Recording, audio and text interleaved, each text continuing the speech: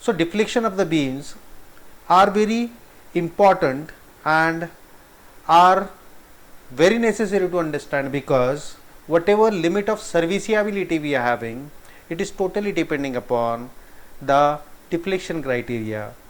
When we are going to design any of the object, in that particular case, whenever we are going to have the analysis of that particular beam in a structure, there we have to find out the deflection, and that particular deflection has to be within the limit, and that totally depends upon the various types of the supports in that particular beam. Is that okay? So deflection is a very prime important factor as far as the designing purpose is concerned. So before proceeding with the designing of any of the structural component, the very first and the very most important thing we should know is the deflection of the beams, apart from the basic criteria or basic parameters which are also indeed very much important, and those are shear forces and the bending moment. Because unless and until we don't have these three things, first shear force of a beam, bending moment of a beam and deflection, we are not able to design that particular sort of a building.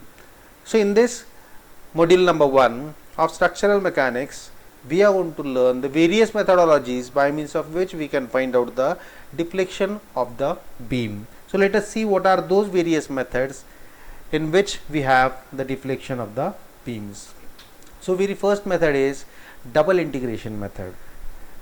Second is Macauley's method. Third, moment area method.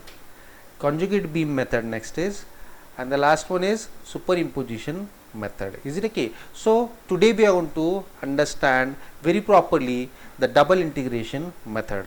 For that, initially what we are going to imagine, we are going to have a beam, and that particular beam is being loaded. Is it okay? Now when that beam is being loaded with the external forces, ultimately we assume or we imagine that beam is going to deflect. Is it okay? So as far as this total deflection of the beam is concerned, overall in a stretch it is not possible to find out the deflection. So what I will do is, I will consider small elemental strip of that deflected beam that you can see on your screen now. So initially we should know, before starting with the double integration method, what is the ruling equation by which we are going to stick up and do the double integration for that particular sort of a objective, and the objective is to find out the deflection of the beam. And which method? Double integration method. So here comes the deflected part of a beam, and this is the elemental strip of the deflected beam which I am going to consider. For an example, it is to be called as a section A and B. So this is the part of that deflected beam. Here you can see the beam has been deflected due to the external loading, and here you can see the neutral axis, which is the axis of this deflected beam. So if I consider the extreme end of this axis, so here I have considered the origin. So in this direction x axis, in this particular direction y axis. So I will be considering one point at which the distance or the coordinate of that particular points are x and y. Is it okay? So let us see that particular point and analyze further. So here you can see we have the deflected beam as well as elastic curve. So this is the segment of the beam and this is the elastic curve. So the line which is coinciding with the neutral axis is going to give you the elastic curve. We usually do not follow this particular part, extreme edges of the beam, but we follow the profile of this neutral axis. Is that okay? So here we have a beam segment as well as the elastic curve.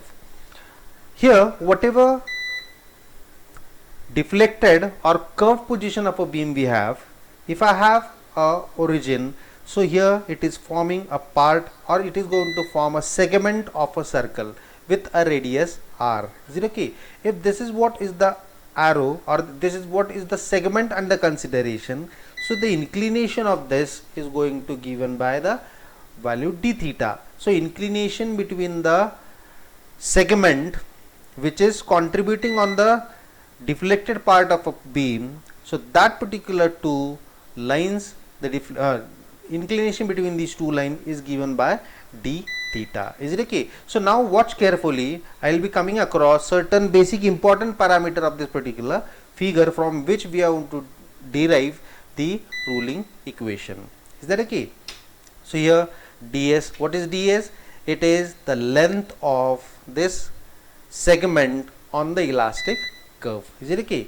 So, and this is what? This is the straight length between this particular 2 point from which we are counting the, or we are going to take into account the deflected part of a beam. Is it okay? So it is a linear distance and it is a curvilinear distance.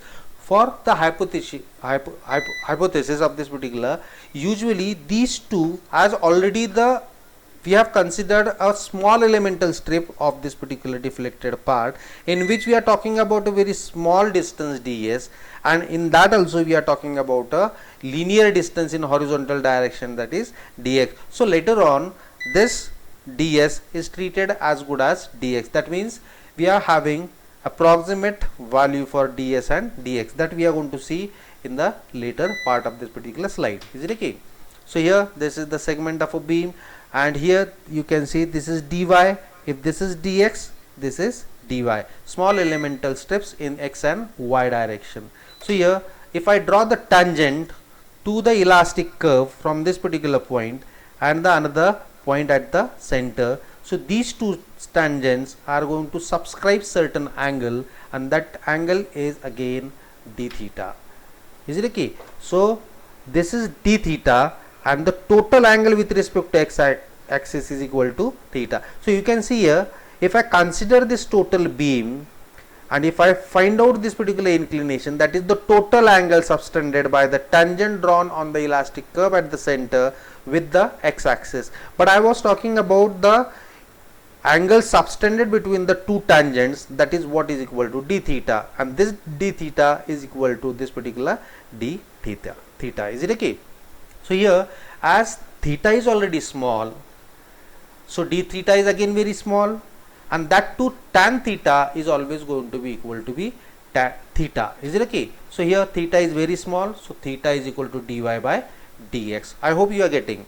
If this is the inclination and this is what is dy and this is dx, so tan theta is equal to dy by dx, but theta is very small, so theta is equal to dy by dx. Similarly, if we differentiate this with respect to x, what we shall be getting? D theta by dx. Is it okay? And on the right hand side, it is to be double differentiated. Is it okay? So d2y by dx square. So we have established this particular relationship between the linear distance and the angular distance. So this is the angular distance and this is the linear distance in x direction. So that is equal to d2y by dx square. Now according to the polar coordinates, we know this particular distance ds. If this is a small elemental on the arc of the bent beam, so this ds can be found out by r cos of theta, but theta is already small, so it is directly taken as d theta. Is it okay? So ds is equal to r d theta. So here, where r is equal to the radius of curvature of that particular elastic curve. Is it okay? Next to that, if I have the simplification of this, so I can write the same equation in this form. 1 by r is equal to d theta by ds, means ds has been taken on the denominator and this is also taken on the denominator of the left and right side. Is it okay? So I have 1 by r is equal to d theta by ds. Now here, as I said about the approximation between ds and dx, they are to be treated as same because the values are very negligible as compared to ds and dx. Is it okay? Now here what we are going to see, we are establishing the relationship between this equation and this equation. So 1 by r is equal to d theta by ds is equal to d theta by dx is equal to d2y by dx square. Is it okay? So here this is what is the relationship between theta in these various equations. Is it okay? Now going beyond this, from the derivation of flexure, you have gone through the theory of pure bending. In that you have come across a basic pure bending equation, that is m by I is equal to sigma by y is equal to E by R. So if I use this particular equation to have a relationship with this equation number 2, then definitely you will be coming up with some other new solution which is very much helpful for solving the problems or to understand the deflection by the double integration method. Let us see what is to be done in that particular direction. So here I am going to take only first and the last term. So first and last term. So m by I is equal to E by R, that can be written as m by EI is equal to 1 by R. Is it okay? So this is another equation.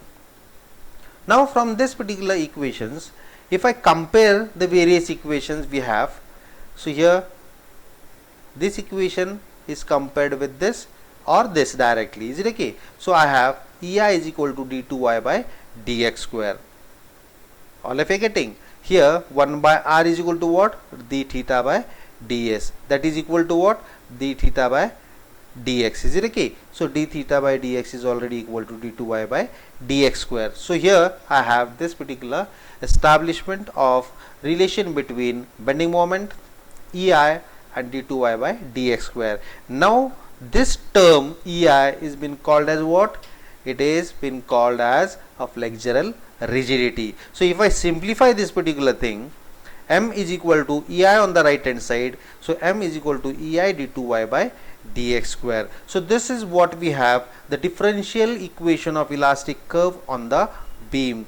Now here you can see what and how many parameters are directly interlinked with each other. So here there is a bending moment, flexural rigidity, and this particular double integration of y by x, that is the distance in x and y direction. Is it okay? So here if I have to find out the value of this, it can be definitely found out, that is 1 by R is to be given by this equation. Is it okay? I have just simplified this various equation. An exact value of 1 by R can be given by this particular equation. Is it okay? So onwards, always remember this equation. As we have to remember this equation, pure bending equation, now onwards you have to remember this particular equation also, because this is a rolling equation now. This has been utilized at many times for finding out the various parameter by the different methods of analysis. Is it okay? So now I will be focusing on words with this rolling equation, and this gives you the differential equation of elastic curve of a beam, in which the beam was initially loaded with external loads, and because of that there was certain deflection occurring into that particular beam. Is it okay? Now we are required to find out what is that deflection and what is the slope of that particular deflected beam. Is it okay? So let us utilize that equation. So EI m is equal to EI d2y by dx square. Now if I integrate this particular equation, what will happen? Is it okay? So here I am integrating the left hand side as well as right hand side. So if I have to integrate it, what you will be getting? You will be getting EI dy by dx is equal to mdx plus C1.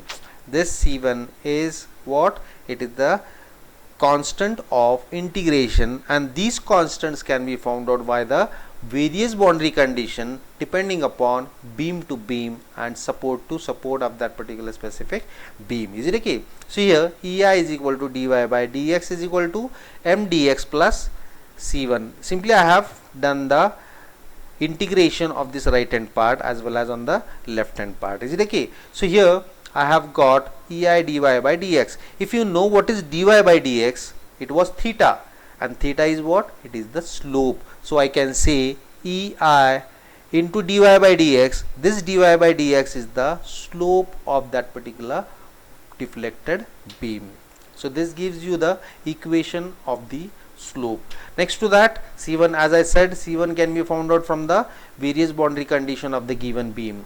Now if I again integrate this equation number B, what you will be getting? EI y is equal to mdx plus C1x plus C2. So again I have to integrate left hand part as well as right hand part.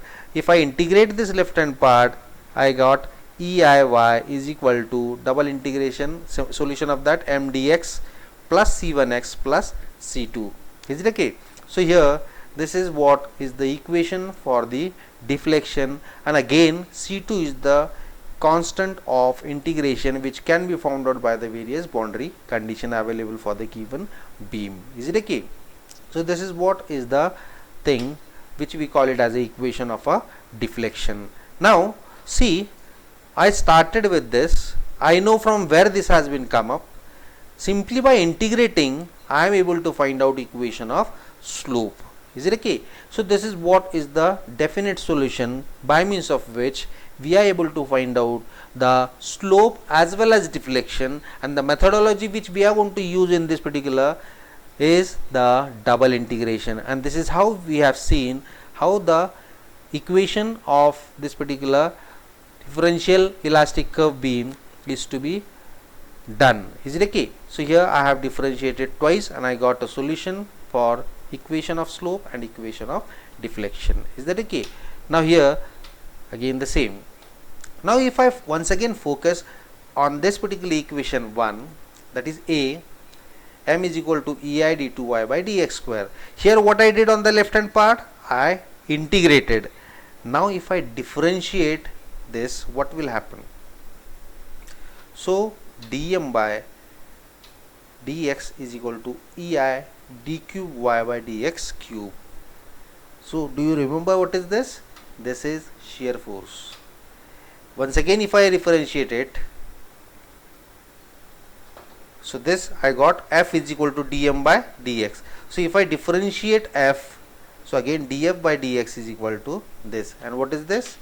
This is the rate of loading. So this is a very important rolling equation from which I can find out the slope as well as deflection if I double integrate.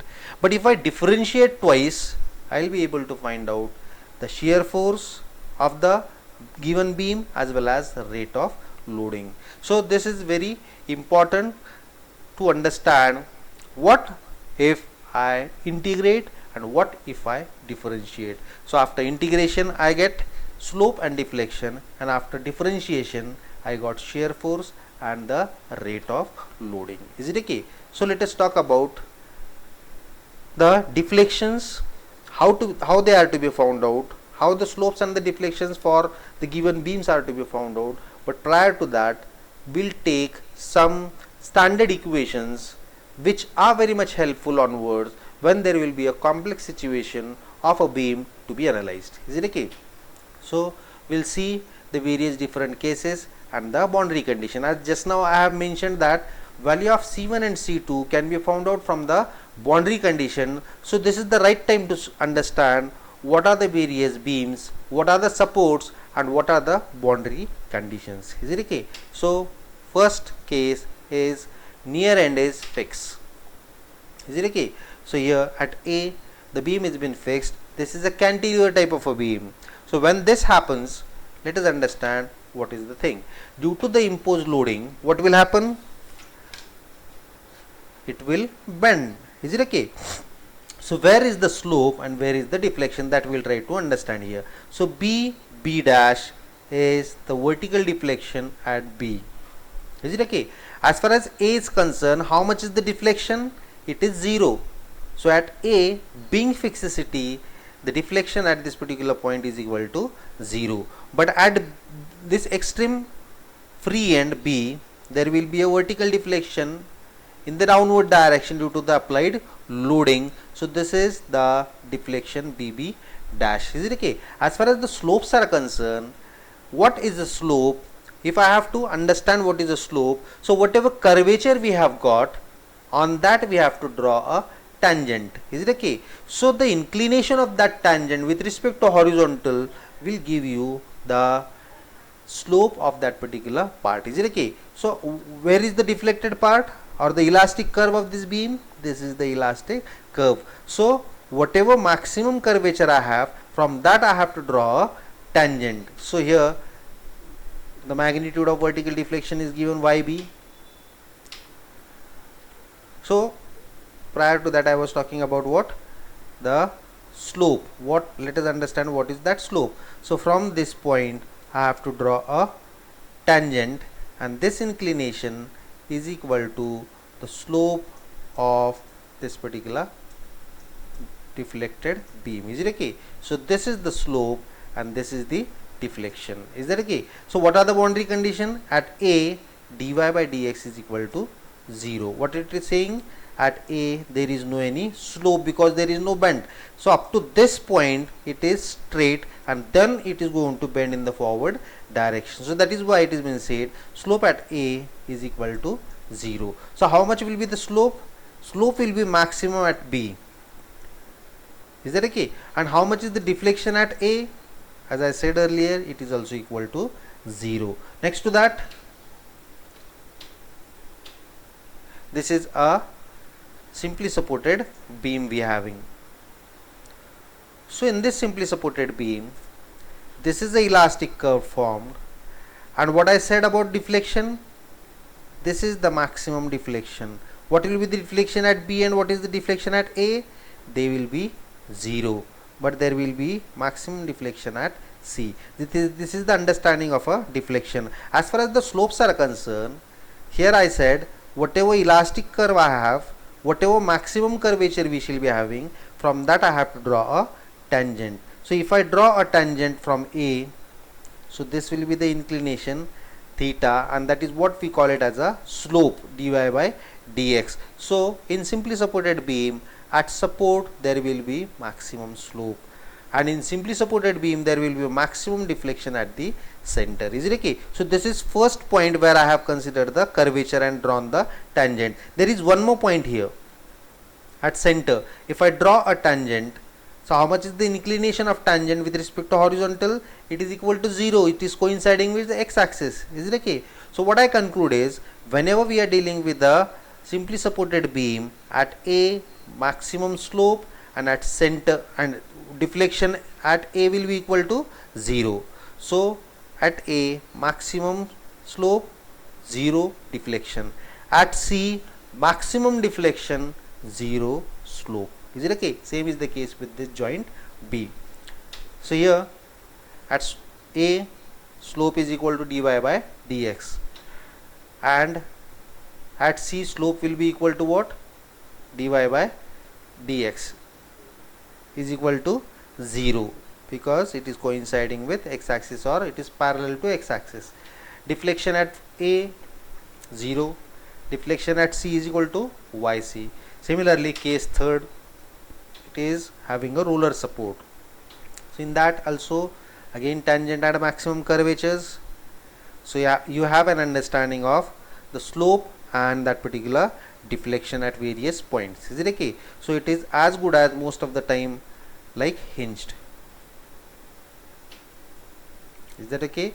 So these are the various boundary conditions which are very much helpful in understanding when we are dealing with the different types of beams of these various support condition, but with the different types of the loadings. Is it okay? So let us move ahead and understand what are the various standard cases. Now whatever knowledge was required, that we have already gained, now we are going to apply it from the on the standard cases. There are 4 to 5 standard cases. To be specific, I have considered only 5 standard cases. All these standard cases are having a universal value for the slope and the deflection. Is it okay? So let us see what are those. So cantilever beam subjected to a point load at the free end. Second, cantilever beam subjected to the UDL. Third is simply supported beam subjected to a point load at the center or somewhat away from the center. And next is simply supported beam imposed with the UDL. And the fifth one is cantilever beam subjected to a couple at the free end. So these are the 5 standard cases which I felt will be very much useful for you people when you will be solving the problems on the various types of the slopes and the deflection for a beam. Is it okay? So let us start with the very first type of a standard case, that is cantilever beam subjected to a point load. So here we are going to consider the very first standard case for finding out the slopes and deflection by the double integration method. Is it okay? So here whatever beam we are having, it is basically a cantilever which is supported on the left end at A and which is subjected to a point load at the free end. Is it okay? And the length of this particular beam is equal to L.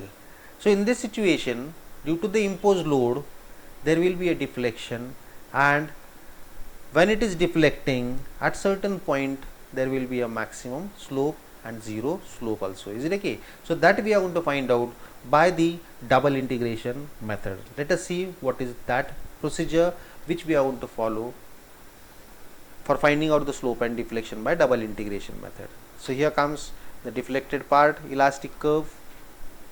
So here deflection is YB, maximum deflection is occurring at B end, and the magnitude is equal to YB. If I consider a section about which I have to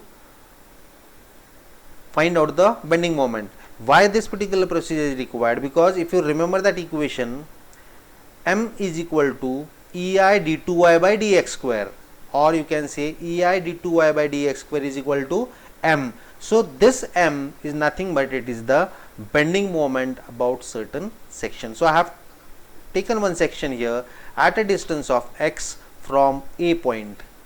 Is it okay? So if this is A, how much will be the remaining? L minus x. Sorry, this is not A, this is x. So if it is x, so this has to be x, L minus x. So about this particular point, whatever is available on the right hand side, for that I have to take a moment. So let us take that moment. Mx is equal to minus w. This is w. So here the magnitude of this point load is equal to w. Is that okay?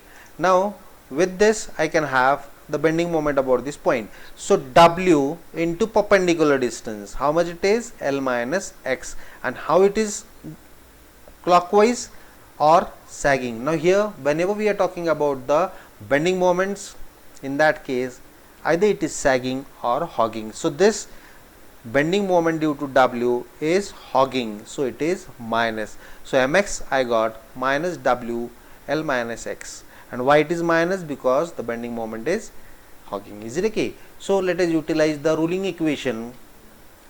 EI d2y by dx square is equal to m. Put the value of m here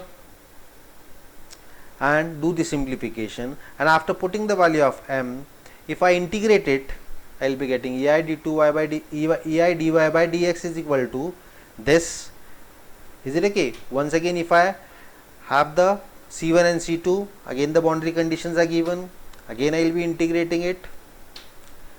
So again C2 will be coming across. So equation number this is a slope, and here we get a deflection. Is it okay? So let us talk about the very first in detail. So here we have understood the procedure, what is the procedure to be followed for any type of a standard case, and in this particular case let us talk in detail what will be the equation of slope and what will be the equation of deflection by using this value of mx by substituting here. Is it okay? So here I have the same cantilever beam subjected to a point load, and I have also found out the magnitude of bending moment. It is hogging w into L minus x. So here ruling equation is this. So put the value of m, integrate it. So I got EI dy by dx is equal to minus w. So see here it has been integrated like this. So Lx minus x square by 2 plus C1. Is it okay? So here this equation is to be called as the equation of slope, but still C1 value is required to be found out. That can be found out from the boundary condition. Is it okay? Later on what I did, I have once again integrated it so that I can get this particular equation for the deflection. So here these two values, that is C1 and C2, are to be now found out from the various boundary conditions. Is it okay? So here at x is equal to 0, I am taking the equation number 2 in which I will be finding out C1 initially. So at x is equal to 0, I am counting x from A to B. So at x is equal to 0, how much is the slope? Already I have told you dy by dx is equal to 0. So put it in that equation. So we got C1 is equal to 0. Now again using the boundary condition to find out value of C2. So it is related to what? The deflection. Is it okay? So here the deflection at x is equal to 0, dy by dx is equal to 0, as well as y is also equal to 0. Is it okay? So here y is also equal to 0. So if I substitute these values in this equation, I will be able to find out a value of C2 is equal to 0. So now I have the value of C1 as well as C2. If I back substitute in the equation number 2 and 3, so you will be coming across a new equation of slope and deflection, where we have eliminated or substituted the value of C1 and C2. So these are the two, what we can say, equations of slope and deflection. But yet we didn't find out the magnitude of what is the deflection and what is the slope at the various point, for which I have to once again substitute the values from this basic problem. We are interested in finding out YB. So Y B is to be found out by substituting a value of x. So when x is equal to L, this is deflection y will be equal to YB. So use that and find out the slopes and the deflection. So here you can see we have rewritten the equation of slope and deflection.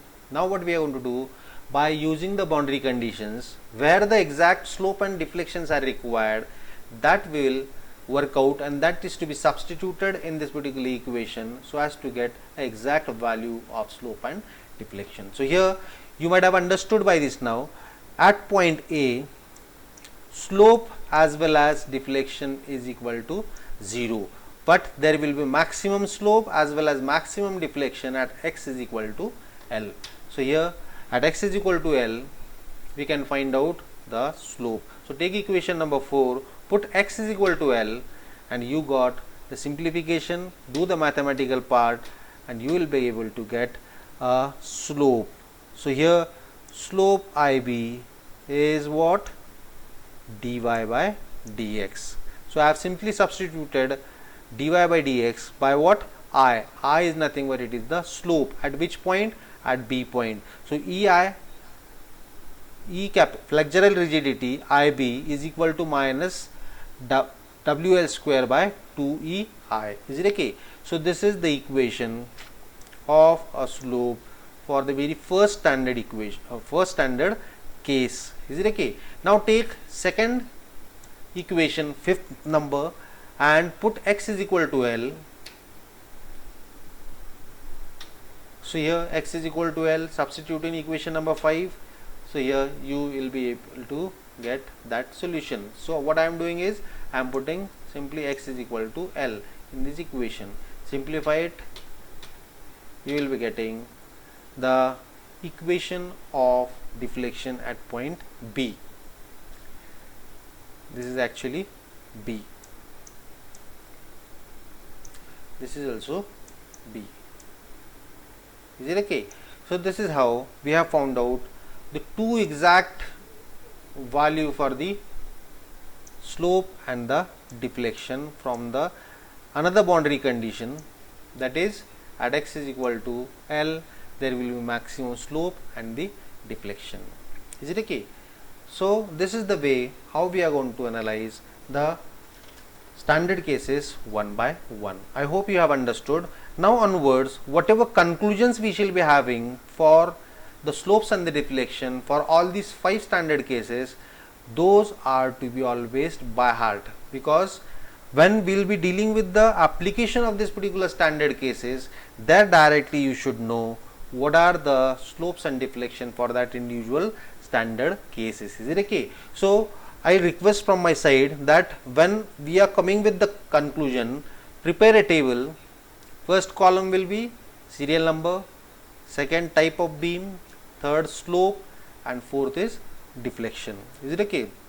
So in that, serial number 1, type of beam is cantilever with a point load at free end. Slope is what? Minus WL square by 2EI, and deflection is minus WL cube by 3EI. Why these are minus? Because all are in the downward direction.